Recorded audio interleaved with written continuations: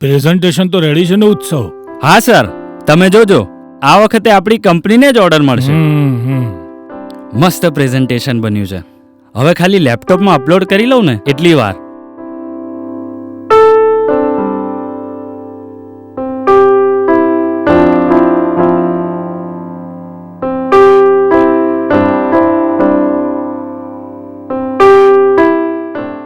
Pen drive તો ઘરે ભૂલી ગયો.